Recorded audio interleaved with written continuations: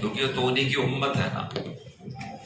اگر آپ کے اولاد کے بارے میں کوئی آپ سے آ کر کے کہے کہ آپ کا بچہ ہے اور بہت اچھا ہے اور بہت سدھر رہا ہے اور بہت اچھا کما رہا ہے، آپ کا نام روشن کر رہا ہے، تو یقیناً آپ کے دل کو خوشی ہوگی کہ بھائی میرے بچے کی تعریف ہو رہی ہے۔ اور اگر آپ کے سامنے کہا جائے کہ یہ آپ کا بچہ ہے، آپ کا نام ڈبا دیتا ہے، آپ کو بدنام کر رہا ہے، برائی میں مشہور ہو رہا ہے، تو ماں باپ کے دل کو اذیت ہوگی۔ امتی کا نبی سے جو رشتہ ہے وہ ماں باپ سے بھی زیادہ رشتہ ہے۔ تو حضرت رسول اللہ صلی اللہ علیہ وسلم کو اپنی امت کے حالات پر خوشی ہوتی ہے، یہاں بھی ہوگی اور وہاں بھی ہوگی۔ یہ حدیث شریف میں مضمون اللہ کے نبی نے بیان کیا کہ میں قیامت میں تمہاری کثرت پر فخر کروں گا، یہ میری امت ہے، اور جنت میں بڑی تعداد میں یہ امت جائے گی، بڑی تعداد۔ میں ایسے لوگوں کے بارے میں کچھ نہیں کہتا جو ہر چھوٹی چھوٹی بات پر مسلمانوں کو جہنمی بتاتے رہتے ہیں۔ کافر ہو گئے، تم مشرک ہو گئے، تم فاسق ہو گئے، تم جہنمی ہو گئے، تمہاری بخشش نہیں ہوگی۔ ایسوں کو تو کچھ کہنے کی ضرورت نہیں ہے، شاید ان کی باتوں سے کوئی بھی اتفاق نہ رکھتا ہو۔ اللہ کے نبی صلی اللہ علیہ وسلم دنیا میں تشریف لائے ہیں انسانوں کو ہدایت دینے کے لیے، ان کو اچھے عادات سکھانے کے لیے، ان کو کامیاب کرنے کے لیے، ان کو جنت تک پہنچانے کے لیے۔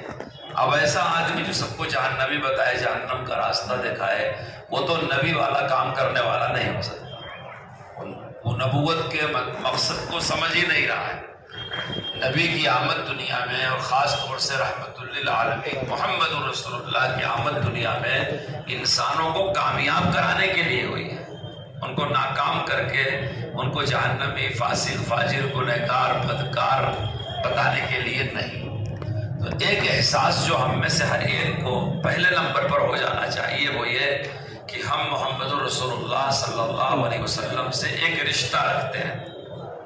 وہ ایک ایسا رشتہ ہے جسے دنیا کی کوئی طاقت ہم سے چھین نہیں سکتی، توڑ نہیں سکتی۔ جب تک ہمارے دل دماغ میں یہ احساس ہے کہ وہ ہمارے آقا ہیں، ہم ان کے امتی ہیں، وہ ہمارے نبی ہیں، ہم ان کے غلام ہیں، ہم کو وہ اپنی جان سے، اولاد سے، ماں سے، باپ سے بھی زیادہ محبوب ہے۔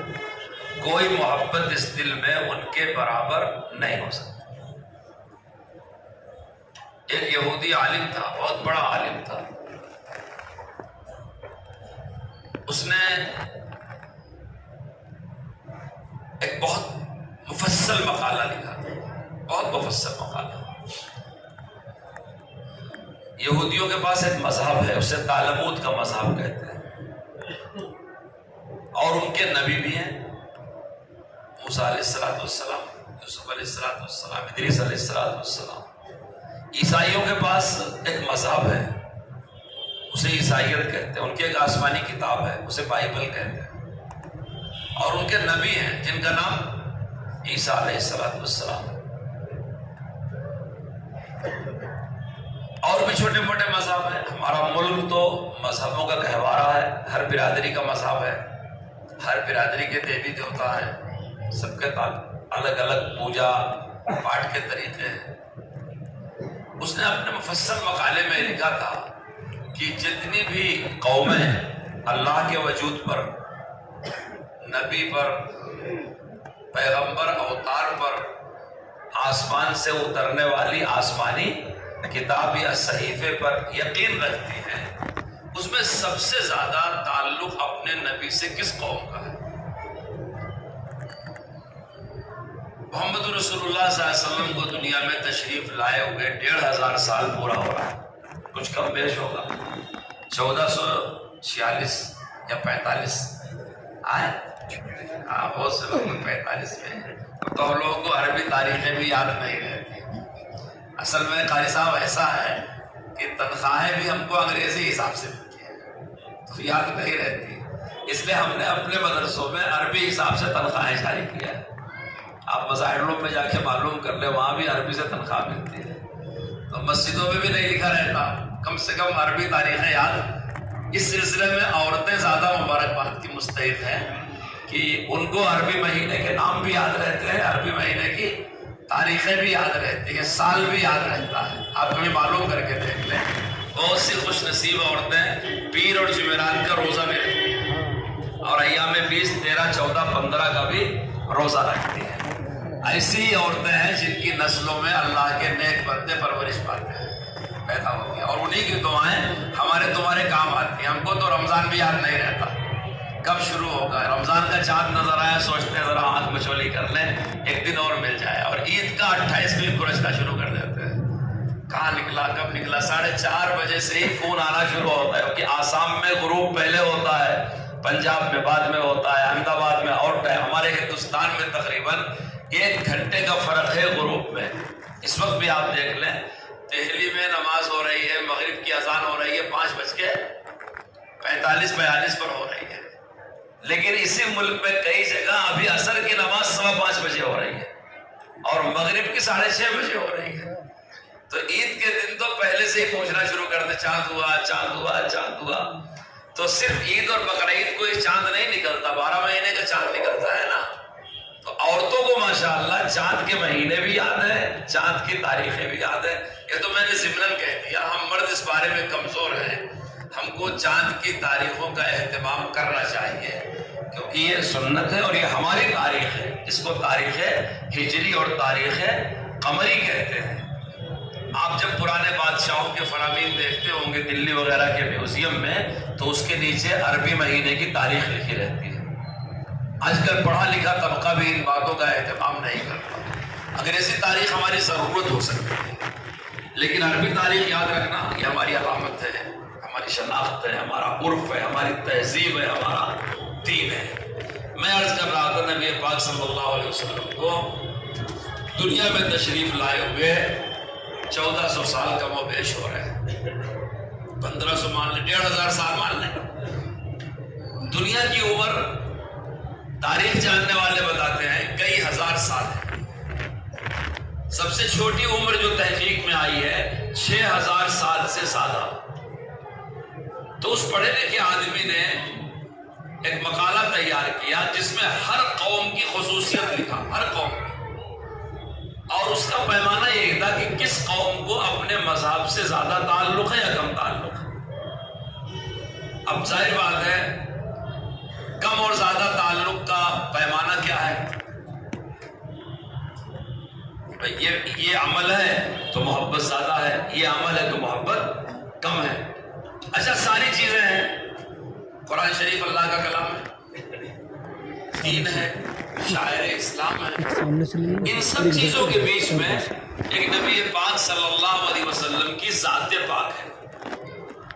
تو اس نے اپنے مقالے کے آخر میں یہ فائنل کیا اور اس نے تجربہ کیا تھا مختلف طبقات میں، پڑھے لکھے لوگوں میں، متوسط درجے میں، کھانے کمانے والوں میں، مزدوری کرنے والوں میں، مختلف برادریوں، مختلف زبانوں میں، کہ جب نمبر آتا تھا رسول اللہ صلی اللہ علیہ وسلم کی ذات کا، ان کے بارے میں کوئی انگلی اٹھائے تو مسلمان اپنے جذبات سے قابو نہیں رکھتا.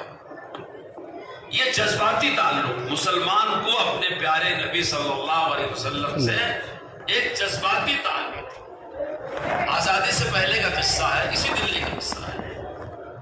پنجاب کے ایک لالا جی نے کتاب لکھا تھا، اس کا نام تھا رنگیلا رسول. اس نے کتاب لکھ دیا.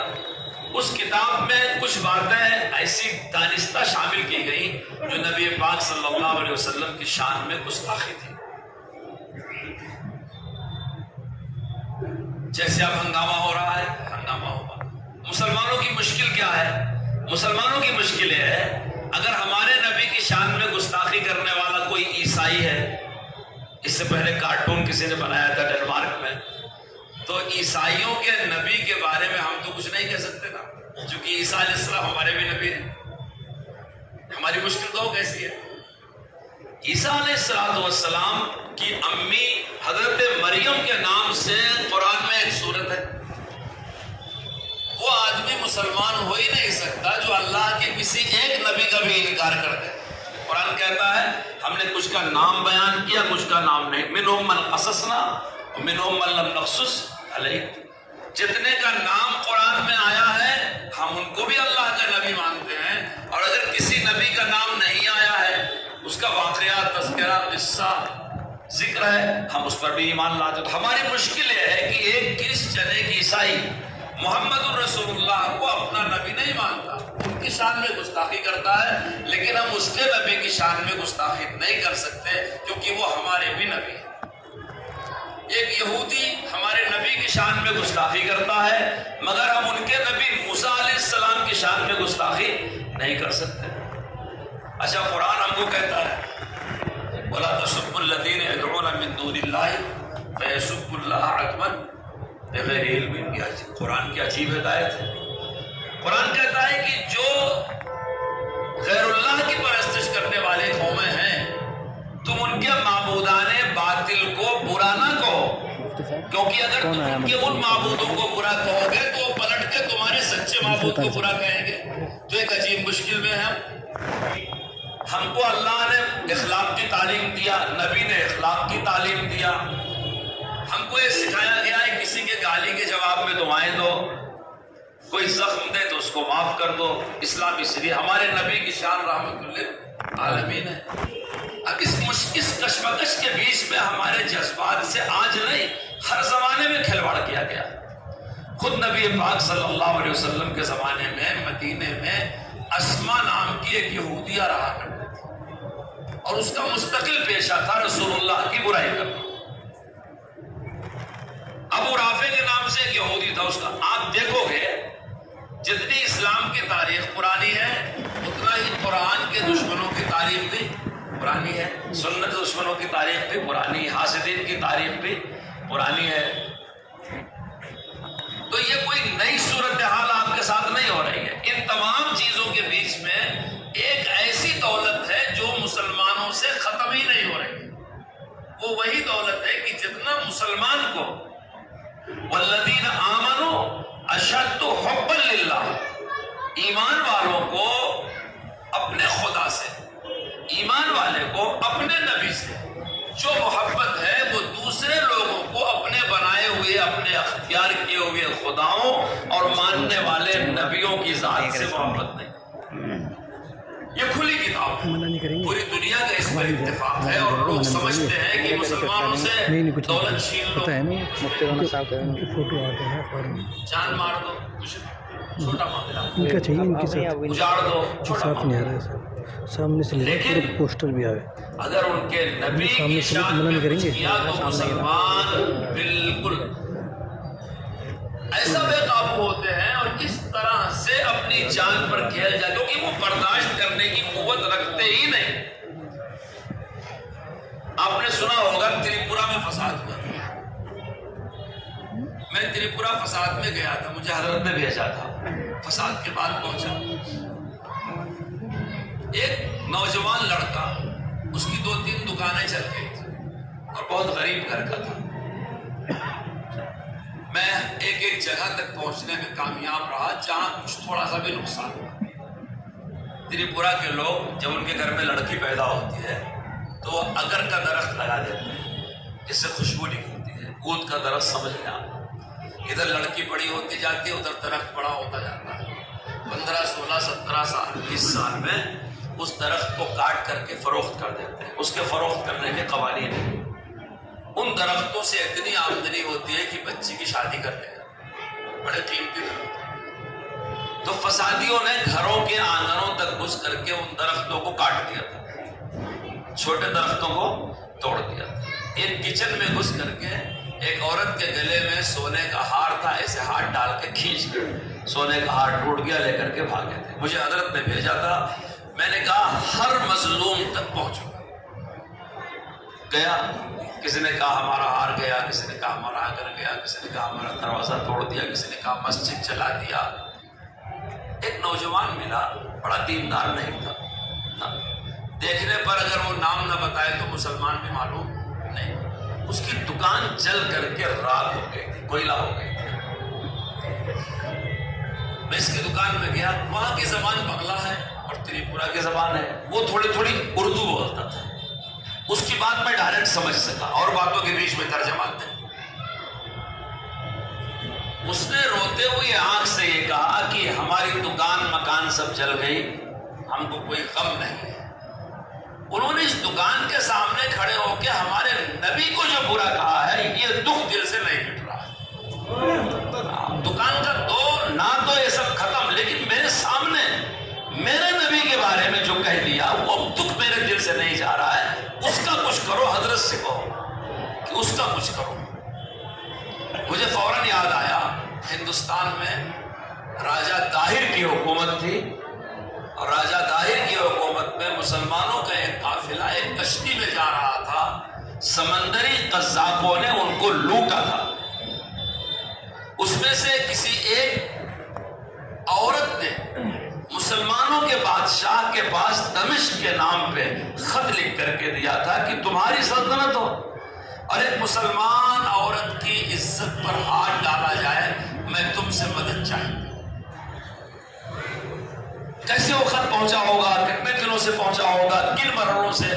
جب دربار خلافت میں جا کر کے بنو امیہ کا دور تھا اور اس آدمی نے خط پیش کیا ہے، تو اس وقت جو خلیفہ تھا وہ اپنے تخت سے کھڑا ہو گیا، اس نے کہا میں حاضر ہوں، لبیک، میں حاضر ہوں تمہاری مدد کے لیے۔ اور پھر اسی کے بعد اس نے محمد بن قاسم کو سندھ کے علاقے میں بھیجا۔ آپ کبھی تاریخ پڑھو، پہلے خط بھیجا راجہ طاہر کو اور کہا کہ تمہارے ملک میں لٹیرے، قزاق، رہزن، ڈاکو زیادہ ہو گئے، اگر تم ان بدماشوں پہ کنٹرول کرنے میں ناکام ہو تو ہم آتے ہیں اور ہم اس پر کنٹرول کرتے ہیں۔ پھر آپ جانتے ہیں پہلی ہی صدی میں محمد بن قاسم آیا اور اس نے ملتان اور سندھ کے علاقے میں اتنا امن و امان قائم کر دیا تھوڑے دنوں میں کہ چوری، ڈاکہ، رہزنی، زناکاری، نشہ سب بند ہو گیا۔ اس قوم کو معلوم نہیں تھا کہ یہ خلافت کیا چیز ہے، بنو امیہ والے کون ہیں، یہ رسول اللہ کے خلفاء کون ہیں، اس کے بعد کے محمد بن قاسم گورنر بن کے آیا ہے کس کے نا، تو جانتے تھے کہ آیا ہوا ہے۔ جب وہ واپس جانے لگا تو اس کا راستہ لڑکیوں نے روک لیا، مارواڑیوں کی زیورات سے بھری ہوئی کہ تم جا رہے ہو، ہماری عزت آبرو کس کے حوالے کر کے جا۔ جب اس نوجوان نے مجھ سے کہا تو مجھے یہ پورا قصہ میرے دماغ میں آ گیا کہ یہ دیکھو ہم سے مدد طلب کر رہا ہے۔ اس نے کہا آپ دلی سے آئے ہیں، حضرت کی طرف سے آئے ہیں، مجھے میری دکان مکان کا معاوضہ نہیں چاہیے۔ میں اس دکھ کو بھول نہیں پا رہا ہوں کہ میری دکان کے سامنے میرے نبی کو باتیں کی گئی ہیں نامناسب، اور اس کو ہم سزا نہیں دلوا پا رہے۔ وہ ایک نوجوان نہیں ہے، اسی جیسے ہماری قوم کے ہزاروں بوڑھے بچے جوان ہیں جن کا دل محسوس کر کے رہتا ہے کہ ہمارے ملک میں ہمارے نبی صلی اللہ علیہ وسلم کی شان میں گستاخی کی جاتی ہے، لیکن صورتحال ہماری نازک یہ ہے کہ ہم پلٹ کر کے ان کے مذہب کو برا نہیں کہہ سکتے، کیونکہ ہم کو ہمارے دین نے یہ سکھایا نہیں ہے۔ عیسیٰ علیہ السلام کو کچھ نہیں کہہ سکتے، موسیٰ علیہ السلام کو کچھ نہیں کہہ سکتے، یوسف علیہ السلام، کیونکہ وہ سب ہمارے نبی ہیں۔ ہم مسلمان سب پر ایمان لے آتے ہیں۔ پہلے کہ میں آپ کو بتا رہا تھا کہ مسلمانوں کا اپنے نبی کی ذات سے یہ جو لازوال تعلق ہے، یہ کسی بھی قوم کو اپنے نبی سے نہیں، اور اسی کو ایمان کہا گیا، اسی کو ایمان کہا گیا۔ یہ اتنی بڑی نعمت ہے، ہم کسی مسلمان کے ایمان کو ناپتے، ہم نے پیمانہ بدل دیا، ہم ناپتے ہیں اس کے چہرے پر داڑھی کتنی لمبی ہے، اس کی ٹوپی کیسی ہے، اس کا کپڑا کیسا ہے، اس کی شکل و صفات نہیں۔ اللہ تعالیٰ قلوب کو دیکھنے والا ہے۔ یہ اچھی بات ہے، ایک آدمی کی ظاہری شکل بھی اچھی ہو، نیک ہو، صالحین کی ہو، کیونکہ جو آدمی اندر سے اچھا ہوتا ہے باہر سے بھی اچھا ہوتا ہے، لیکن دل کے کسی نہ کسی کھانے میں اگر محمد رسول اللہ کا تعلق موجود ہے تو اسی کو ایمان کہا جاتا ہے، اور وہ ضرور بھی ضرور دنیا آخرت میں اپنا رنگ دکھا کر کے رہے گا۔ آخر اسی نسبت کی وجہ ہے کہ آج دنیا میں ایک بالش زمین کہیں ایسی نہیں ہے جہاں مسلمانوں کو امن نصیب ہو۔ آپ غور کر کے دیکھیں، ایک بالش زمین، ہمارا ہی ملک نہیں، پوری دنیا پہ نگاہ ڈال کر کے دیکھیں۔ علامہ اقبال کا ایک شعر ہے، جس زمانے میں بڑا ظلم ہو رہا تھا، آج کے بھی 100 سال پہلے، مسلمانوں پر، 1947 میں ملک آزاد ہوا، پارٹیشن ہوا، دلی بھی خالی ہوا، لوگ گئے، وہ ساری تاریخیں ہیں، اسی کے آس پاس جنگ ہو رہی تھی، عالمی جنگ ہو رہی تھی۔ وہ دور علامہ اقبال کا تھا۔ علامہ اقبال نے کہا تھا افغانیوں کی غیرت دینی کا ہے علاج، ملا کو ان کے کوہ و دمن سے نکال۔ افغانیوں کی غیرت دینی کا ہے علاج، ملا کو ان کے کوہ و دمن سے نکال۔ وہ فاقہ کش جو موت سے ڈرتا نہیں کبھی، روح جہاد اس کی بدن سے نکال دو۔ قوم عرب کو دے کے فرنگی تخیلات، قوم عرب کو دے کے فرنگی تخیلات، اسلام کو حجاز و یمن سے نکال دو۔ قرآن کہتا ہے وَلَن تَرْضَ عَنْكَ الْيَهُودُ وَلَا النَّصَارَىٰ حَتَّىٰ تَتَّبِعَ مِلَّتَهُمْ، یہ تو قرآن کی آیت ہے۔ وَإِنِ اتَّبَعْتَ أَهْوَاءَهُم مِّن بَعْدِ مَا جَاءَكَ مِنَ الْعِلْمِ إِنَّكَ إِذًا لَّمِنَ کس کے لیے کہا گیا ہے؟ انکا، کاف ضمیر واحد کے لیے ہے۔ کس کے لیے کہا گیا؟ اس ذات کے لیے کہا گیا ہے جس سے دور دور تک یہ سوچا بھی نہیں جا سکتا کہ وہ اسلام کے لیے کبھی مداہنت برت سکتا ہے۔ یہ ان کے لیے نہیں ہے، وہ پاک ذات تو ایک ذریعہ ہے، یہ قیامت تک کے کلمہ پڑھنے والوں کے لیے کہ وہ اپنا دوست اپنا دشمن سمجھتے رہے۔ کفر اور ایمان کے برابر نہیں ہو سکتا۔ ہماری مشکل یہ ہے کہ ہم داعی بن کے دنیا میں آئے ہیں۔ جیسے ایک مشکل میں نے پہلے بتایا کہ یہ مشکل ہے کہ ان کے نبیوں کو بھی ہم نبی مانتے ہیں۔ ہماری دوسری مشکل یہ ہے کہ ہم داعی بن کے دنیا میں آئے ہیں۔ اگر داعی نفرت کرے گا تو دعوت کا کام کیسے کرے گا؟ جب رسول اللہ صلی اللہ علیہ وسلم آخری نبی ہے، خاتم النبیین ہے، رحمت للعالمین ہے، اور یہ پوری دنیا ان کی امت ہے۔ آپ علماء سے پوچھ رہے ہیں، ایک امت دعوت، ایک امت اجابت۔ جس نے آپ کا کلمہ پڑھ لیا وہ بھی امت ہے، اس نے قبول کیا آپ کو، اور جس نے ابھی نہیں پڑھا ہے وہ بھی آپ کی امت ہے۔ کہیں نہ کہیں نبی کی رحمتوں سے اس کو بھی فائدہ پہنچ رہا ہے، کیونکہ آپ کی ذات کائنات کے ذرے ذرے کے لیے رحمت ہے۔ تو نبی رحمت کے ہم امتی ہیں، ہم تو نفرت نہیں پھیلا سکتے۔ اب ہمارے اس زمانے میں جب جمعیت علماء کی طرف سے ہمارے صدر محترم مسلمانوں کو محبت کا پیغام دیتے ہیں تو بہت سارے میرے جیسے ناسمجھ لوگ کہتے ہیں کہ حضرت یہ کیا پیغام دے رہے ہیں؟ دکانیں چل رہی ہیں، مکان چل رہے ہیں، سینکڑوں لوگ جیل جا رہے ہیں، فسادات ہو رہے ہیں، مسجدیں شہید کر دی جا رہی ہیں، منظم طریقے سے ہماری پراپرٹیاں ہتھیاری جا رہی ہیں، اذان سے نفرت ہو رہی ہے، نماز نہیں، پھر بھی کہا جا رہا ہے محبت کا پیغام۔ نہیں، یہ کوئی سیاست نہیں ہے، یہ آپ کی فطرت ہے۔ اس دین کی یہ فطرت ہے، چونکہ یہ دین دعوت ہے۔ دعوت اور نفرت کبھی اکٹھا نہیں ہو سکتا۔ میں آپ سے پوچھتا ہوں، خالد بن ولید رضی اللہ تعالی عنہ، آپ علماء سے پوچھ لیں کبھی، ان کے والد کا نام ولید تھا نا؟ قرآن کریم کی بہت ساری آیتیں ان کے باپ ولید بن مغیرہ کے مذمت میں نازل جی سخت آیتیں ہیں وہ۔ انہو فکر وقدر فقتل کیف قدر ثم عبس وبصر ثم ادبر واستکبر، کس کے عتل بعد ذلک، کس کے لیے نازل؟ قرآن میں کئی جگہ ولید بن مغیرہ کی شدید لفظوں میں اللہ نے مذمت، کیونکہ اللہ نے بنایا، اسے فطرت معلوم، اللہ جانتا تھا یہ مومن نہیں ہو سکتا، لیکن اسی کے بیٹے خالد بن ولید آپ دیکھیں، مخلص مسلمان، رسول اللہ صلی اللہ علیہ وسلم کے رشتہ دار، آپ غور کر کے دیکھیں، ولید کے ایک لڑکے مغیرہ، دوسرے لڑکے ہشام کا بیٹا ابو جہل، یعنی ابو جہل اور خالد بن ولید چچیرے بھائی تھے۔ اسی ولید کے ایک لڑکے، ان کا نام امیہ تھا، ان کی بیٹی ام سلمہ جن کا اصل نام ہندہ تھا، وہ رسول اللہ کی بیوی ابو سلمہ ام سلمہ کا جو قصہ شیخ الحدیث نے فضائل اعمال میں نقل کیا ہے صحابہ کے ذکر میں، کبھی علماء سے پوچھئے، اس کو تفصیل سے پڑھیے، کبھی دوسری سیرت کی کتابوں سے ملائیے، تو رسول اللہ کی ایک پھوپھی تھی، ان کا نام تھا عروہ بنت عبد المطلب، انہی عروہ کے لڑکے تھے ابو سلمہ، اور مغیرہ کے بھائی کی لڑکی تھی ام سلمہ۔ رسول اللہ کی پھوپھی کے لڑکے ابو سلمہ سے ام سلمہ کا نکاح ہوا۔ پھر جب ابو سلمہ کا انتقال ہو گیا تو ام سلمہ محمد رسول اللہ کے نکاح۔ میں کیوں سنا رہا ہوں؟ آپ میں سے کوئی معاف کر سکتا ہے؟ چھوٹی سی بات پہ خاندان میں جھگڑا ہوتا ہے، پشتہا ختم نہیں ہوتا، یہ جہالت میں ہوتا تھا۔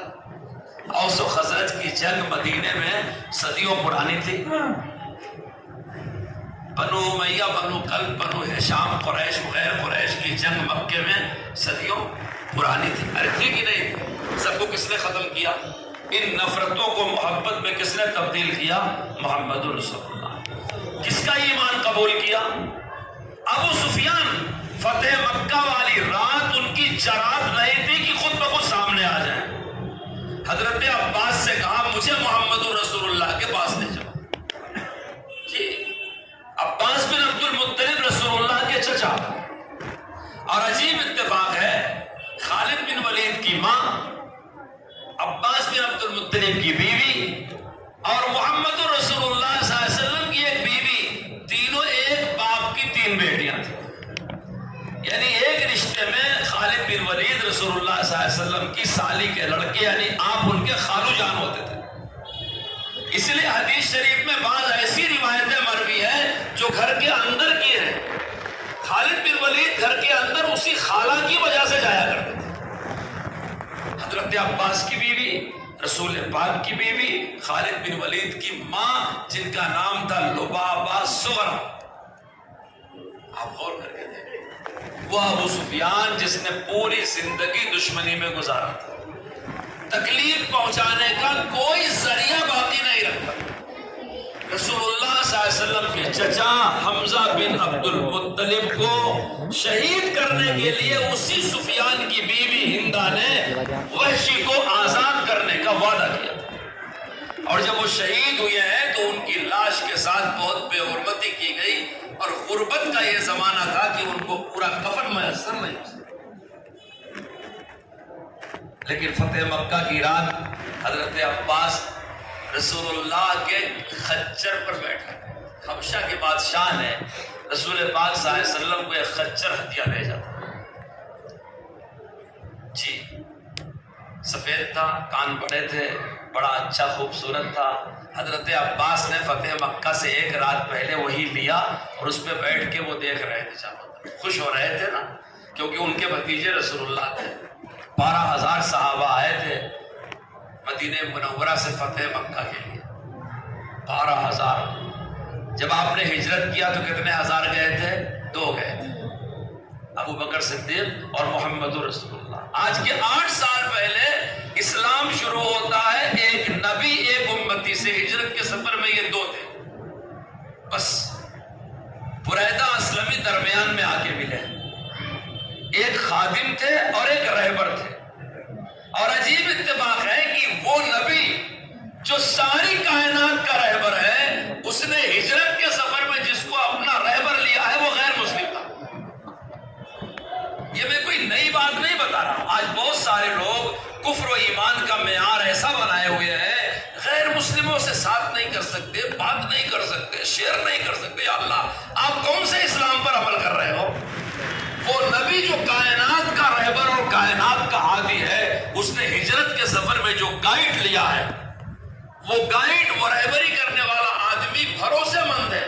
ابو بکر صدیق نے اس کو طے کیا ہے اور وہ ابھی تک ایمان نہیں لایا۔ تو ایک نبی ایک امتی گئے، اور 8 سال کے بعد جب مکہ میں فاتحانہ داخل ہو رہے ہیں تو 12,000 کا لشکر ہے۔ رسول اللہ صلی اللہ علیہ وسلم نے اسباب اختیار کیے، یاد رکھو اسباب کا انکار نہیں ہو سکتا۔ شریعت، دین، اسلام، قرآن، ایمان اسباب کی تعلیم دیتے ہیں۔ حضرت سلیمان علیہ السلام کا سفر ہواؤں کے کندھے پہ ہوا کرتا تھا. قرآن شریف میں لکھا ہے غدو ہوا شہر و روا ہوا شہر. لیکن جب نبی پاک کو ہجرت کرنا ہوا تو اونٹنیاں لی گئی دو, ان کی پشت پہ بیٹھ کے رسول پاک نے ہجرت کی. کوئی اگر پوچھے کہ سلیمان علیہ السلام بڑے نبی یا محمد رسول اللہ بڑے نبی, کس کا درجہ بڑا ہے؟ یہاں درجہ بڑے ہونے کی بات نہیں ہے. نبی پاک صلی اللہ علیہ وسلم کی نبوت عامہ ہے, تامہ ہے, آخری ہے. ہر کائنات کے ہر انسان کے لیے اس میں اسوہ اور نمونہ ہے. سلیمان علیہ السلام ایک زمانے, ایک قوم, ایک خاندان کے نبی ہیں. اس لیے نبی پاک نے اسباب اختیار کیا. ہواؤں کو اللہ نے حکم نہیں دیا کہ ابوبکر صدیق کو, عمر فاروق کو کندھے پہ لے لو اور جا کے مدینہ شریف چھوڑ ڈالو. وہ نبی جس کو اللہ نے معراج میں عرش اعظم پہ بلایا, ہجرت کے سفر میں اونٹ کی پیٹھ پہ بیٹھ کر کے دھوپ اور سائے کو برداشت کر کے, بھوک اور پیاس کو برداشت کر کے اس نے سفر کیا. کیوں؟ تاکہ قیامت تک کا مسلمان یہ سمجھے کہ دین کے لیے کتنی محنت کی جاتی ہے اور کتنی محنت ہونی چاہیے. انہی اسباب میں نبی نے ایک سبب یہ اختیار کیا کہ ان 12,000 لوگوں سے یہ کہا کہ ٹکڑیوں میں بٹ کر کے الگ الگ اپنے چولہے جلا کے کھانے پکاؤ. کیا نبی تو نبی کی شان, نبی کی قوت, نبی کا دماغ, اللہ سے ان کا تعلق ہوتا ہے. اب تک یہ ہوا کرتا تھا 12,000 کا لشکر ہوتا تھا, کئی اونٹ ذبح کیا گیا, کچھ کھانے پینے کی چیز کھجوریں بکھیر دی گئی, لوگوں نے کھا لیا پی لیا. آگے نہیں, صبح مکے میں داخل ہونا ہے. اب مکے والوں کو یہ فکر ہے کہ یہ ہے کتنے, کیونکہ مکے والوں نے دیکھا تھا 2 لوگ گئے تھے, اس کے بعد بدر میں لڑے تھے, احد میں لڑے تھے, خندق میں لڑے تھے, سب کچھ کر کے دیکھ لیا تھا. لیکن آج یہ فاتحانہ داخل ہو رہے ہیں تو ان کی تعداد کتنی ہے؟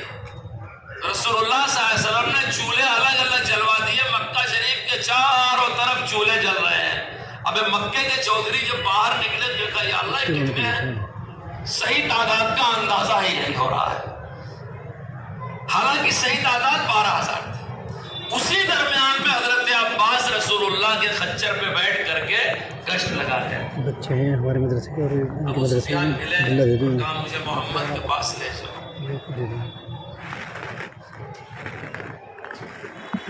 حضرت عباس نے بیٹھایا اسی خچر میں. اب حضرت عباس لے جا رہے ہیں تو دوسرے صحابہ کیا کر سکتے ہیں؟ رسول پاک کے چچا ہیں, لے گئے اور خدمت میں حاضر کر دیا. اور ابو سفیان نے وہاں کلمہ پڑھا اور رسول اللہ نے اسے عزت بخشی اور ابو سفیان سے کہا کہ جو تمہارے گھر میں آ جائے گا اس کو بھی کل معاف کر دو. میں یہ کہانی اس لیے سنا رہا ہوں کہ ہندوستانی مسلمان دکھی ہے. مسجدیں شہید کی جا رہی ہیں, مدرسوں پر بلڈوزر چلایا جا رہا ہے, گڑے مردے اکھاڑے جا رہے ہیں, جوانوں کو بے گناہ جیلوں میں پھنسایا جا رہا ہے. ہمارا حوصلہ, ہماری ہمت ٹوٹنی نہیں چاہیے, کیونکہ ہم دائی ہیں. اتنا سب کچھ ہونے کے بعد بھی ہم پیار و محبت کا ہی پیغام دے رہے ہیں, کیونکہ ہمارا دین یہی ہے. اور اس میں تنہا نہیں ہم ہیں, ہمارے نبی نے یہ کیا ہے. آج کوئی دشمن آپ کا ابو سفیان جیسا ہے, ابو جہل جیسا ہے, ہندا جیسا ہے, غور کرو. مکہ کے مشرکین جیسا ہے, غور کرو. مدینے کے منافقین جیسا ہے, عبداللہ بن ابی جیسا کوئی ہے, غور کرو. آپ اس کے نیچے آؤ, خلافت راشدہ کے دور میں جنہوں نے عداوت کیا ہے ان جیسا کوئی ہے. اس کے بعد نیچے آؤ, محمود غزنوی, سلطان صلاح الدین ایوبی جنہوں نے غداری کیا, ان کے زمانے کے غداروں جیسا کوئی ہے آپ کا دشمن؟ رسول پاک صلی اللہ علیہ وسلم کو دنیا سے پردہ فرمائے ابھی 50 سال بھی نہیں ہوا ہے, کربلا کا واقعہ پیش آیا ہے. اجتماعی طور پر ہزاروں لوگوں نے آل رسول سے غداری کیا. اسی غداری کے نتیجے میں حضرت حسین اپنے خاندان کے 62 لوگوں کے ساتھ 10 محرم کو روزے کی حالت میں, بچے پیاس پیاس کر رہے تھے, شہید کر دیے گئے. ایسی کوئی قوم مایوس ہو جس کے پاس اپنی تاریخ نہ ہو, جس کے پاس اپنی ہسٹری نہ ہو, جس کے پاس اپنا نمونہ نہ ہو. آپ غور کر کے دیکھ لیں، جب سے اسلام چلا اور قیامت تک صورتحال ایسی ہی رہے گی، ایسی ہی رہے گی. اس لیے کہ اتنی بڑی دولت ہے اور آپ کا تعلق ان باتوں کی وجہ سے نبی کی ذات سے مضبوط ہونا چاہیے. الحمدللہ مسلمان چاہے کتنا بھی گنہگار ہو، اسے قرآن پڑھنا نہیں آتا، اسے نماز پڑھنا نہیں آتا، اسے سلام نہیں آتا، اسے اخلاق نہیں، لیکن محمد رسول اللہ کا ایک قلبی تعلق ایسا ہے کہ اس نام سے وہ سب کچھ کرنے پر تیار ہو جاتا ہے. چند سال پہلے کرونا ہوا تھا، ہمارے ملک میں لاک ڈاؤن ہوا تھا. آپ غور کر کے دیکھ لیں ہمارے نوجوان بچوں نے کتنی قربانیاں دیا. اخبار بھرے پڑے ہیں، تاریخ بھری پڑی ہے، دیکھنے والے موجود ہیں. ابھی لوگ اپنے سگے ماں باپ کی لاش کو اسپتال سے لینے نہیں آتے تھے. لکھنؤ کے ایک محلے میں ماں باپ بوڑھے تھے، مر گئے، لاش سے بدبو آنے لگی. دروازہ توڑ کر کے مسلمان نوجوانوں نے ان کی لاش کو شمشان گھاٹ پہ پہنچایا. اب جو لوگ تھے یہ سمجھنے والے کہ بھائی دین کیا سکھاتا ہے، انہوں نے تو کہا کہ نوجوان بچوں نے محلے کی گندگی اور تعفن کو دور کر دیا، لے گئے. اچھا ہم جانتے ہیں جو مرا ہے ایمان پر وہ مومن ہے، جو کفر و شرک پر مرا ہے وہ مشرک ہے. لکڑیاں نہیں میسر تھی، لکھنؤ کے انہی بچوں نے لکڑیاں دے کر کے جلوا بھی دیا. اب جو میرے جیسے مفتی صاحب جن کو کرنا کچھ نہیں ہے، انہوں نے فتویٰ نکالنا شروع کیا. کیا مشرک کی لاش کو نکالا جا سکتا ہے؟ کیا اس کو لکڑی جلانے کے لیے دی جا سکتی ہے؟ اس کی چتا کو آگ لگایا جا سکتا ہے؟ لوگوں نے ہم کو ہی فون کیا. بھائی جمعیت علماء تو خدمت پہ لگی ہوئی تھی. میں نے ان سے کہا، میں نے کہا بھائی فتویٰ بعد میں پوچھ لیجیے. ان بچوں سے جب میری ملاقات ہوگی میں یہ سمجھ رہا ہوں، یہ حسن ظن رکھ رہا ہوں کہ ان جوانوں نے سمجھا ہوگا یہ تو جہنم جا ہی رہا ہے، جہاں لکڑی اور ڈال دو ختم قصہ. محلے میں اتنی بدبو اور گندگی پھیلی ہوئی ہے، اس بدبو گندگی کو محلے سے دور کرو. آپ نے پوچھا ایسا کرنے والوں سے کہ ان کی نیت کیا تھی؟ اکرام انعام کی نیت تھی، اعزاز کرنے کی نیت تھی، ان کو مسلمان سمجھ کے کیا تھا، یا ان کی یہ نیت تھی؟ تو یاد رکھو جسے کچھ کرنا نہیں ہوتا وہ مسئلے مسائل زیادہ پوچھتا ہے. اور ہماری نئی نسل جن کو ہم سمجھ رہے تھے کہ بڑے خراب ہیں، میں نے اس کے بعد اپنے جوان بچوں کو، عام مسلمانوں کو تانا دینا، برا کہنا، ڈانٹنا ڈپٹنا بالکل چھوڑ دیا. میں نے کان پکڑ کے توبہ کر لیا، کیونکہ میں نے دیکھ لیا لاک ڈاؤن میں کہ ہم جیسے مولوی صاحب مصافحہ بھی نہیں کرتے، ڈرتے تھے. اللہ ماشاء اللہ کوئی ہمت والا ہو. اور یہ نوجوان بچے، ان کو کوئی وائرس نہیں ہو رہا ہے، یہ موتیں بھی دفنا رہے ہیں، کھانے بھی پہنچا رہے ہیں، خدمت بھی کر رہے ہیں، اسپتال بھی جا رہے ہیں اور خون بھی دے رہے ہیں، پلازما دوسروں کو اس قوم کو کچھ نہیں ہو. ان کو پتہ نہیں کہ انہوں نے اتنی بڑی آفت میں اتنی جواں مردی سے کام کیوں کیا. جو لوگ دلی سے اپنے وطن جا رہے تھے، بمبئی سے اپنے وطن جا رہے تھے، کلکتہ سے دیہات، راستے میں ہماری قوم نے تو کھانا کھلایا، اسی نے تو پانی پلایا، اسی نے تو مرنے والوں کو دفنایا، اسی نے تو اپنا پلازما اور خون دیا. ان کو پتہ نہیں کہ یہ کیوں کر رہے ہیں. جہاں ہر قوم ناکام ہو گئی، مایوس ہو گئی، ڈر گئی، وہاں ہماری قوم نہیں ڈری. یہ کیوں نہیں ڈری؟ دل میں وہی نسبت ہے محمد رسول اللہ صلی اللہ علیہ وسلم کے غلامی کی، اسی کلمے کی قوت نے ان کو ڈرنے نہیں دیا، بیٹھنے نہیں دیا، ان کے دل کو ہمدردی اور محبت سے بھر دیا. اب مسئلہ کیا ہے یہ بعد میں پوچھ لیں گے، لیکن آج بھوکے کو کھلا رہے ہیں، پیاسے کو پلا رہے ہیں، مرنے والے کو دفنا رہے ہیں، ایک ضرورت مند کے کام آ رہے ہیں. اس لیے میں نے پہلی بات کہی تھی کہ اصلاح معاشرے کے جلسے میں آپ کا آنا اور یہ ذہن بنا کے آنا کہ ہماری غلطیاں بتائی جائیں گی، پھر بھی آ جانا، یہ آپ کے بڑے حوصلے ہیں.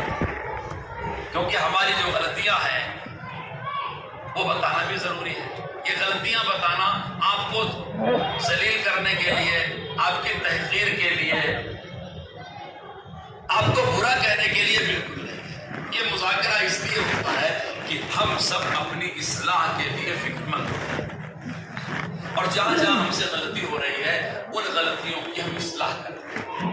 دیکھو بعض غلطیاں ایسی ہوتی ہیں جس کا اثر صدیوں پڑتا ہے، اور بعض غلطیاں ایسی ہوتی ہیں برسوں پڑتا ہے، اور بعض غلطیاں ایسی ہوتی ہیں کہ فوراً اس کا اثر ظاہر ہوتا ہے. میں ایک مثال کے دیتا اوپر ہوں. کھانا دکھ رہا ہے کیا؟ علماء نے لکھا ہے بد اخلاقی اور ایک ایسی غلطی ہے کہ اس کی سزا فوراً ملتی ہے، اور حسن اخلاق، اچھا اخلاق ایک ایسی نیکی ہے کہ اس کا انعام بھی فوراً ملتا ہے.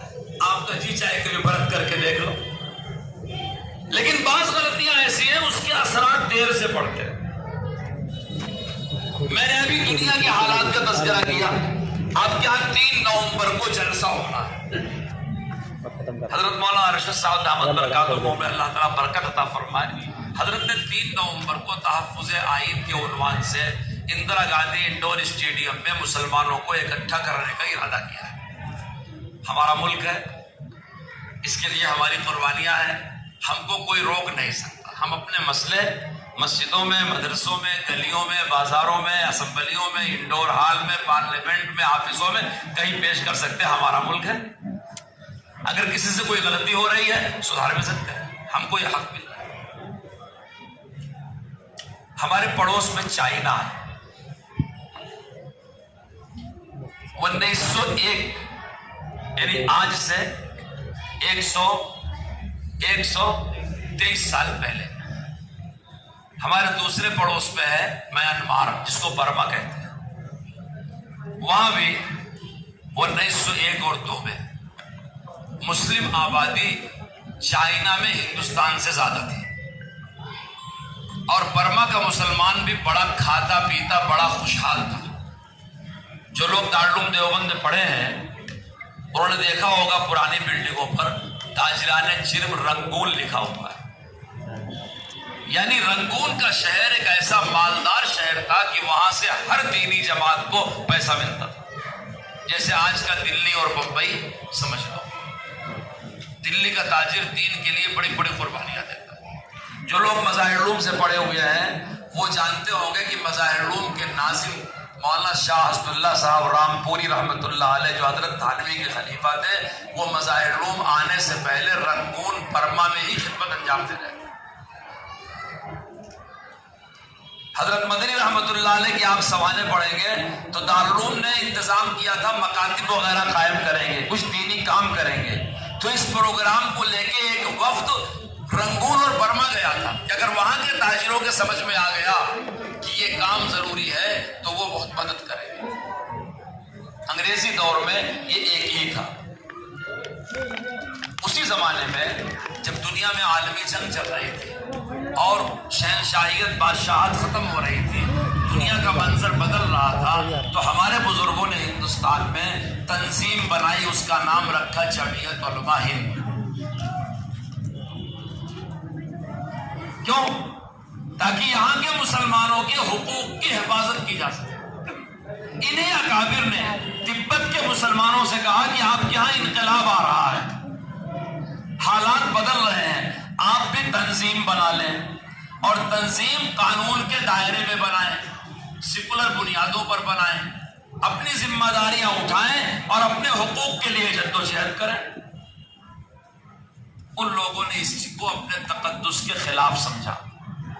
برما والوں سے بھی کہا، رنگون والوں سے بھی کہا، میانمار جسے کہتے ہیں آج کل، کہ آپ مسلمان ہیں، آئندہ آنے والا زمانہ جمہوریت کا زمانہ ہوگا، آپ تنظیم بنائیں، ان تنظیموں کے ذریعے سے اپنے حقوق کی حفاظت کریں، اپنی ذمہ داریاں سنبھالیں اور اپنے مسائل کی نمائندگی کریں اور ملک میں اپنی شرکت رکھیں، ملکی حالات کا ادراک رکھیں.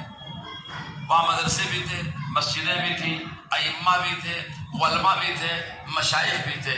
میانمار برما انتہائی سرخیز سرزمین، بڑے قابل تھے. لیکن جس وقت ہمارے اکابر نے وہاں جا کر کے میٹنگیں کیا اور ان سے کہا، چائنا والوں سے، تبت والوں سے، میانمار والوں سے، کہ آپ لوگ ہندوستان کے طرز پر یہاں بھی اپنی ایک جمعیت بنا کر کے اپنے مسجدوں مدرسوں حقوق کے لیے جدوجہد شروع کریں، تو وہاں کے لوگوں نے اس کو اپنے تقدس کے خلاف سمجھا. کچھ لوگوں نے کیا، مگر ظاہر بات ہے سب لوگوں کے کرنے میں اور کچھ لوگوں کے کرنے میں فرق ہے کہ نہیں؟ نتیجہ کیا ہوا؟ آپ تحقیق کر کے دیکھ لیں، 1901 میں ہندوستان اور چائنا کی مردم شماری برابر ہے، بلکہ وہاں کے بعض علاقوں میں مسلم آبادی ہماری آبادی سے زیادہ ہے. لیکن چونکہ وہاں کے لوگوں نے مسجدوں، مدرسوں، خانقاہوں، قبرستانوں، مسلم حقوق کے تحفظ کے لیے تنظیم نہیں بنائی، وہاں خونی انقلاب آ گیا اور کمیونسٹ نظام حکومت قائم ہو گئی۔ جب حکومت مذہب بیزار قائم ہو گئی تو اس نے ہر وہ کام کیا جو مسلم مخالف تھا۔ اب جو بچے ہیں سرکار کے رحم و کرم پر ہیں۔ برما سے لوگ اتنا مجبور ہوئے کہ انہوں نے ہجرت کی، اور ہر جگہ آپ کو روہنگیا برماوی مسلمان نظر آئیں گے۔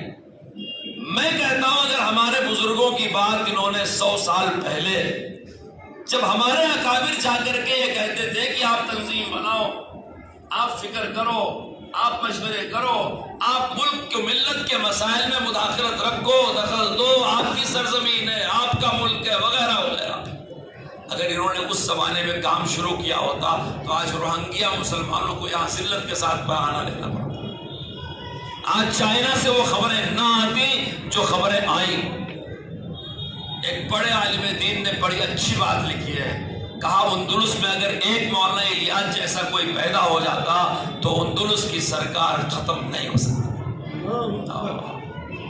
آپ جب غور کر کے دیکھیں کہ پہلے 700 سال مسلمانوں کی حکومت تھی، قصر حمرہ تھا، بڑی مسجدیں تھی، قرطبہ مسجد تھی، پھر کیوں اس انقلاب کے بعد اسلام اور مسلمان ختم ہو گئے؟ تو اس کا ایک سچا جواب ہے، وہاں مولانا الیاس جیسا کوئی نہیں تھا، وہاں حاجی امداد اللہ جیسا کوئی نہیں تھا، وہاں شیخ الہند جیسا کوئی نہیں تھا، وہاں مولانا حسین احمد مدنی جیسا کوئی نہیں تھا، وہاں دارالعلوم مظاہر علوم جیسے مدارس نہیں تھے۔ اگر یہ لوگ ہوتے، اس طرح کے لوگ ہوتے تو وہ پورے دن ملکوں کو نہ دیکھ لیں۔ آج آپ ہندوستان میں جب 1947 میں پارٹیشن ہوا، ملک آزاد ہو گیا، آزادی کے ساتھ بٹ گیا، بٹنے کے بعد وہ 1951 میں آپ کا دستور لاگو ہوا، آپ کے وجود کو اس ملک میں تسلیم کر دیا گیا، آپ کے وجود کا انکار کوئی نہیں کر سکتا۔ اگر ہندوستان کی آبادی 125 کروڑ ہے تو مسلمان کی آبادی 30 کروڑ ہے۔ ایک دیہات سے لے کر کے راجدھانی تک آپ موجود ہیں، ہر جگہ جا سکتے ہیں، رہ سکتے ہیں، آپ برابر کے شہری ہیں۔ آئین اور دستور نے آپ کو برابر کا حق دیا ہے، کہیں بھی آپ دوسرے درجے میں نہیں ہیں۔ تقسیم اور پارٹیشن کے بعد آپ کے مسائل، صحیح بات ہے مسائل، لیکن اس کے بعد یہ بھی صحیح ہے کہ آپ بڑھتے جا رہے ہیں، مسجدوں پر مسجدیں بنتی جا رہی ہیں، مدرسوں پر مدرسے بنتے جا رہے ہیں۔ کسی نے بڑی اچھی بات کہی ہے، اسلام کی فطرت میں قدرت نے لچک دی ہے، یہ اتنا ہی ابھرے گا تم جتنا دباؤ گے۔ یہ داڑیاں، یہ ٹوپیاں، یہ جبے، یہ دینی مزاج اور یہ آپ کی بریانیاں پورے ملک میں چلتی ہیں، کوئی اسے روک نہیں پاتا۔ اور جتنے بڑے بڑے روکنے والے ہیں وہ تو داماد تمہارے میں سے ہی کر کے لے گئے ہیں۔ کبھی پوچھو کسی سے، کسی صحابی سے، سیاسی طور پر بھڑکاؤ بھاشن دیتے رہتے ہیں، حقیقت یہ ہے کہ آپ کے وجود کا کائنات میں کوئی بھی انکار نہیں کر سکتا۔ اب رہ گیا حقوق کے لیے تو کچھ نہ کچھ حرکت کرنی پڑے گی۔ آدمی مر جاتا ہے تو اس کو اتنا ملتا ہے، قبر ملتی ہے، کفن ملتا ہے اور گرم پانی سے نہلا دیا جاتا ہے۔ تو اگر مر جاؤ تو قبر ملے گی، کفن ملے گا۔ زندہ ہو، چاہے ICU میں بھی زندہ ہو، تو آپ کو آکسیجن بھی دینا پڑے گا، دوا بھی دینا پڑے گا، انجیکشن بھی دینا پڑے گا۔ اب یہ آپ پر ہے کہ آپ زندہ رہ کے رہنا چاہتے ہیں یا مردہ بن کے رہنا چاہتے ہیں۔ اگر آپ زندہ ہیں تو اپنے حقوق کے لیے آپ کو ہاتھ پیر مارنا ہوگا۔ اب جمعیت علماء جو میٹنگیں اور مشورے کر رہی ہے وہی مسلمانوں کو سکھا رہی ہے کہ قانون کے دائرے میں رہتے ہوئے، سنویدھان نے آپ کو جو اختیارات دیے ہیں اس میں رہتے ہوئے اپنی کوشش کرو، ہاتھ پیر مارو، اور جو جائز طریقے ہیں اپنے مطالبات کے، اس جائز طریقے سے اپنی رائے کا اظہار کرو۔ کوئی آپ کے وجود کا انکار نہیں کر سکتا، اور حقوق کے لیے ہمیشہ آپ کو محنت کرنی ہوگی، کبھی کم کبھی زیادہ۔ اگر ہمارے بعض علماء اس خیال میں ہو کہ خلافت راشدہ قائم ہو جائے گی اور صاحب پوچھ کر کے حضرت عمر کی طرح ہمارے گھروں کو راشن بھیجا جائے گا، اور انصاف دیا جائے گا تو آپ اس خواب و خیالی سے باہر آئیں. دوبارہ خلافت راشدہ دنیا میں قائم ہونے والی نہیں ہے کہ تلاش کر کر کے حقوق پہنچائے جائیں. اب اس کے بعد انسانوں کی سرکاریں ہوں گی، وہ کم و بیش ایسی ہوں گی جیسی اب دنیا میں ہیں. اور وہ کیسی ہیں آپ دیکھ رہے ہیں. عرب ہے، فلسطین میں جنگ ہو رہی ہے، دوسرا ملک ان کی مدد نہیں کر پا رہا ہے. آپ غور کر رہے ہیں؟ ہم اگر چاہیں ان کے پاس دوا بھیج دیں، ریلیف، ہم نہیں بھیج پا رہے. قدم قدم پر اتنی رکاوٹیں اور ایسے قوانین بن چکے ہیں. اچھا آپ فلسطین کی ایمبیسی کو یہی لے جا کر کے دے دیں تو کیا آپ کا پیسہ غزہ کے شہداء کو پہنچے گا؟ نہیں پہنچ سکتا. کوئی ایک آدمی پورے ملک میں ذمہ داری لے کے مجھے بتائے، میں اس کا دامن بھر دوں گا کہ میری دی ہوئی امانتیں غزہ کے یتیموں کو پہنچیں گی، بیواؤں کو پہنچیں گی. بتائیں. تو یہ تو پوری دنیا کا منظر ہے، اور یہ منظر بنانے میں باطل نے صدیوں محنت کیا ہے. لیکن یہ اسلام کی قوت ہے کہ اتنے شدید مخالفت کے باوجود بھی باقی ہے، کیونکہ اللہ کا آخری دین یہ باقی رہنے کے لیے آیا ہے، ختم ہونے کے لیے نہیں آیا. قرآن اللہ کا آخری کلام ہے، باقی رہنے کے لیے آیا. نبی پاک خاتم النبیین ہے، باقی رہنے کے لیے آیا. یہ امت آخری امت ہے، باقی رہنے کے لیے. اللہ ہی ختم کرے گا تو ختم. اللہ کے نبی نے دعا کیا ہے کوئی ایسا دشمن مسلط نہیں ہو سکتا جو ہماری قوم کو صفحہ ہستی سے مٹا دے اور ختم کر. کوئی نہیں سکتا. آپ کو احساس ہو یا نہ احساس ہو، آپ کے نبی کی دعائیں آپ کے کام آتی. آپ کو کرنا یہ چاہیے، ہم کو کرنا یہ چاہیے کہ کبھی کبھی اپنی غلطیوں پر اللہ سے توبہ کرنا چاہیے، دل لگا کر. اور جو علماء ہماری غلطیوں کی نشاندہی کرتے ہیں ان کو اپنا محسن ماننا چاہیے کہ یہ بتا تو رہے ہم سے کیا غلطی ہو رہی ہے. میں آپ کو ایک چھوٹی سی توجہ دلاتا ہوں. غزہ میں جنگ ہو رہی ہے، خون کے فوارے اڑ رہے ہیں، گوشت کے لوتھڑے اڑ رہے ہیں، صبح شام ان کو پتا نہیں چل رہا ہے. ایک ایک قطرے پانی کو ترس رہے ہیں، لیکن آپ کتنا اسراف کر رہے ہیں، کتنی فضول خرچی کر رہے ہیں. اللہ کے نبی نے فرمایا کہ مسلمان ایک بدن جیسے ہیں، آپ ایک بدن جیسے ہیں، ہمارے ہی جسم کا حصہ ہے. ہم اس کے درد کو اپنے دل میں محسوس نہیں کرتے. دانتوں میں درد ہو تو بدن کو قرار نہیں ملتا، آنکھوں میں درد ہو تو بدن کو قرار نہیں ملتا، سر میں درد ہو تو بدن کو قرار نہیں ملتا. امت کا ایک طبقہ کٹ رہا ہے، پٹ رہا ہے، لٹ رہا ہے، اور صرف اللہ کے بھروسے پر کھلے آسمان کے نیچے 20-25 لاکھ مسلمان زندگی گزارنے پر مجبور ہیں. صبح شام ان پر ہتھیاروں کی بارش ہو رہی ہے. ایٹم بم کے علاوہ ہر بم استعمال کیا جا رہا ہے. ہیروشیما ناگاساکی میں جو بم برسایا گیا، اگر قریب میں یہودی بستیاں نہ ہوتی تو وہ برسا دیتا اسرائیل. لیکن مجبور ہے کہ اس کی بستیاں قریب قریب ہیں، اس کے لوگ بھی ہیں. اس کے باوجود کیا عام مسلمانوں کی زندگی میں کوئی تبدیلی آ رہی ہے؟ کیا ہم فضول خرچیاں کم کر رہے ہیں؟ کیا اسراف کم کر رہے ہیں؟ کیا ہم گناہ چھوڑنے کے لیے تیار ہیں؟ کیا ہم اپنے بچوں کو بری عادتوں سے روکنے کے لیے تیار ہیں؟ کیا ہم دین کے لیے قربانی دینے کے لیے تیار ہیں؟ ہماری زندگی میں غزہ کی جنگ کے بعد کون سی تبدیلی آئی؟ جب کوئی بڑا حادثہ ہوتا ہے ہماری عادت بن گئی ہے تھوڑی دیر کے لیے سنتے ہیں، جیسے عام دنیا والے سنتے ہیں، سن لیتے ہیں، دور ہو جاتے ہیں، اس سے کوئی عبرت اور سبق حاصل نہیں کرتے. ہماری زندگی میں تبدیلی آنی چاہیے. اللہ کے دربار میں دعاؤں کا اہتمام ہونا چاہیے. اپنی مسجدوں کو آباد کرنا چاہیے.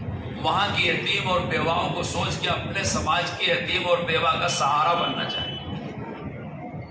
اور سب سے بڑا سہارا آپ کو جس ملک میں آپ بستے ہیں اس کی حدود میں آپ کے بھائی کلمہ پڑھنے والے جتنے مسلمان ہیں ان کے درد کو محسوس کرنا چاہیے. آپ ایک مسلم اکثریتی محلے میں ہیں، آپ خوشحال ہیں، لیکن مسلمان جہاں کم تعداد میں ہیں، جو جیلوں میں ہیں، جن کی دکانیں جل گئی ہیں، جن کو نقصان پہنچایا بائیکاٹ کیا جا رہا ہے، ان کا درد محسوس کریں. ان کو طاقتور بنانے کے لیے کوشش کریں. آپ سے جو ہو سکتا ہے. یہ زمانہ ایسا ہے کہ ہتھیار اٹھانے کی ضرورت نہیں ہے، خالی ہاتھ اٹھا کر کے ریزولیشن کی تائید کر دیں تو باطل دب جاتا ہے.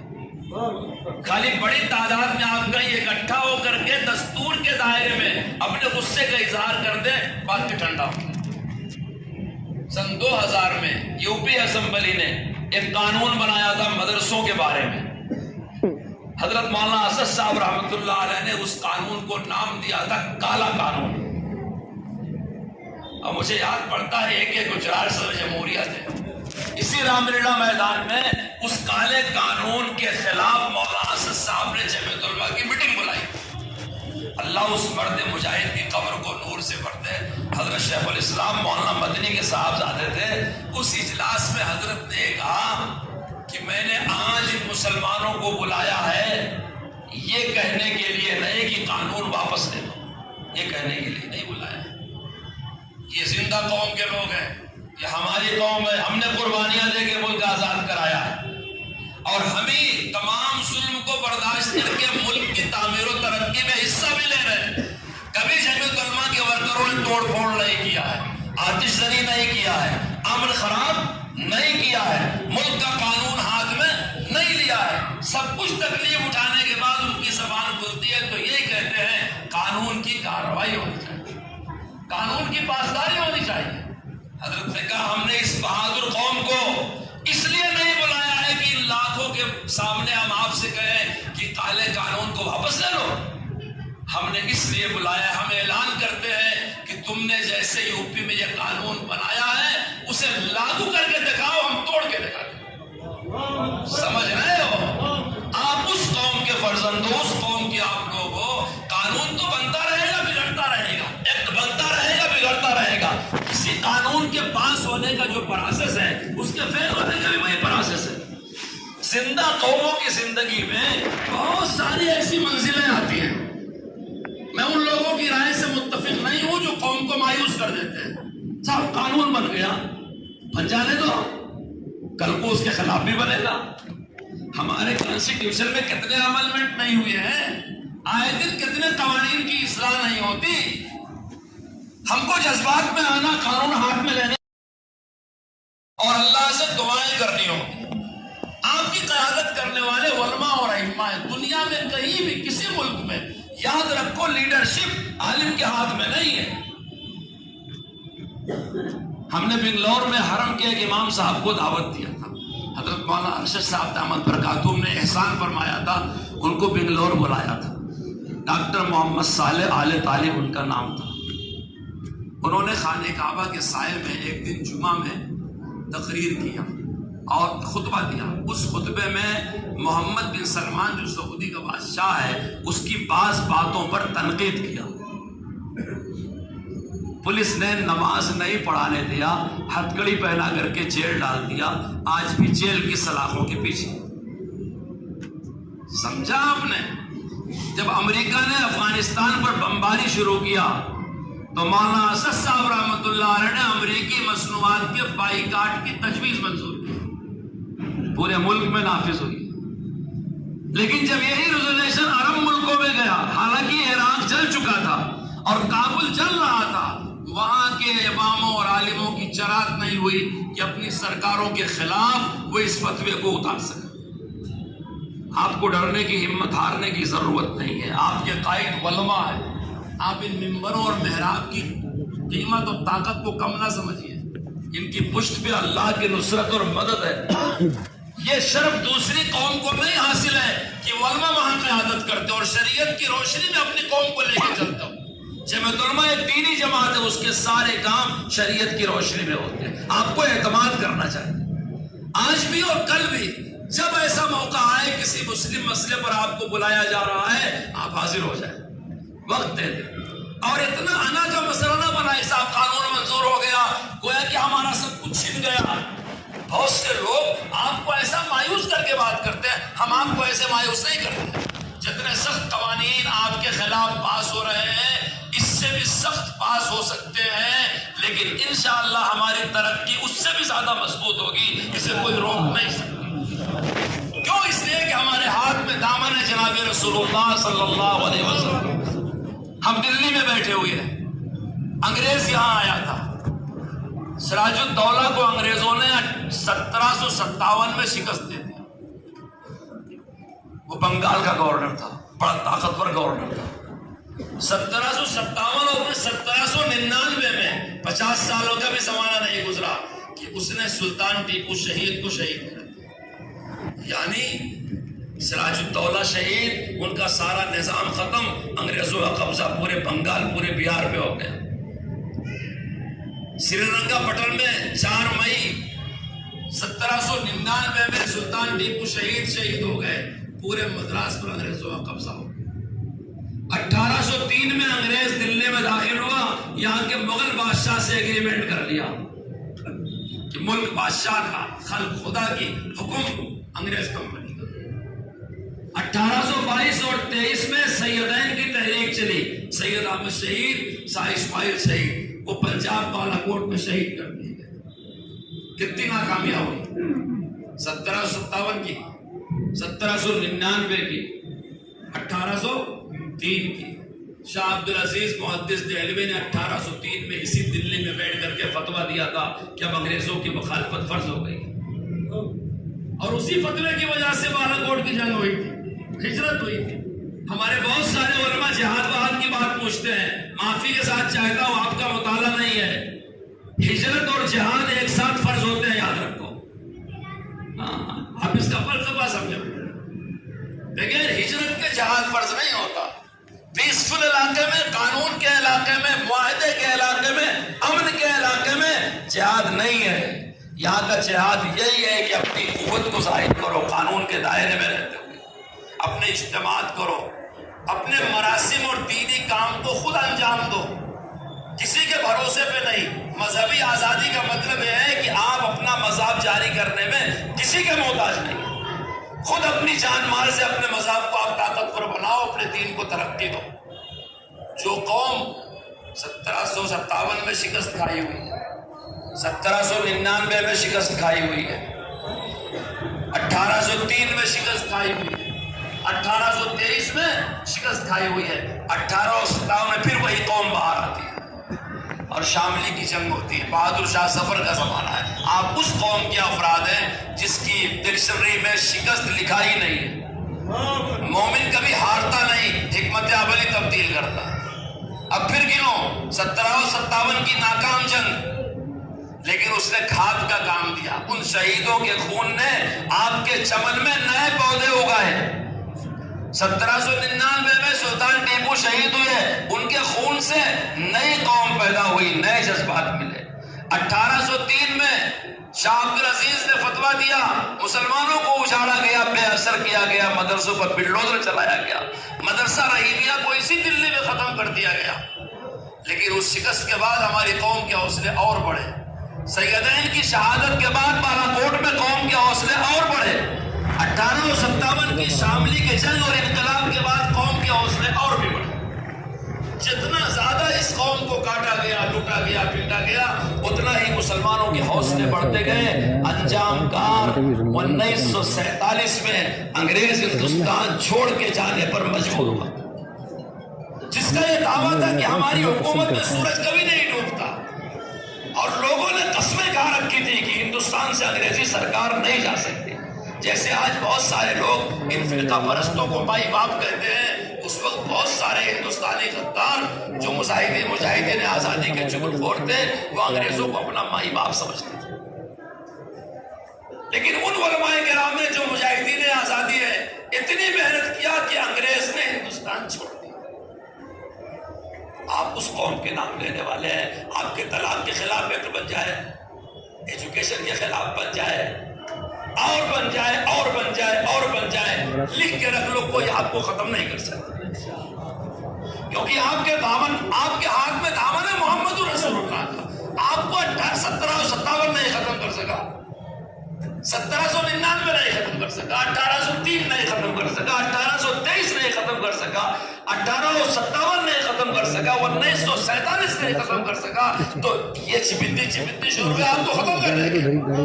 اس لیے میں مایوس کرنے کی پالیسی سے کبھی متفق نہیں ہوں۔ جمعیت علماء نے ہمیشہ مسلمانوں کو حوصلہ دیا، آپ پورے حوصلے کے ساتھ 3 تاریخ کو آئیے، اندرا گاندھی انڈور اسٹیڈیم میں اپنی موجودگی کا اظہار کیجئے، اپنے علماء سے ترتیب معلوم کیجئے، اور حضرت نے جس ہمت اور حوصلے سے کانفرنس بلائی ہے آپ اس کو کامیاب کیجئے، اور جو غلطیاں ہمارے اندر ہو رہی ہیں سماج میں اس سے توبہ کیجئے، اس کی اصلاح کیجئے۔ اللہ تعالیٰ مجھے بھی توفیق عطا فرمائے، آپ کو بھی توفیق عطا فرمائے۔ میرے کہنے سننے میں کچھ کمی کوتاہی گستاخی میں ہے جو اللہ پاک معاف فرمائے، اس کے شر سے ہم سب کی حفاظت فرمائے، آمین۔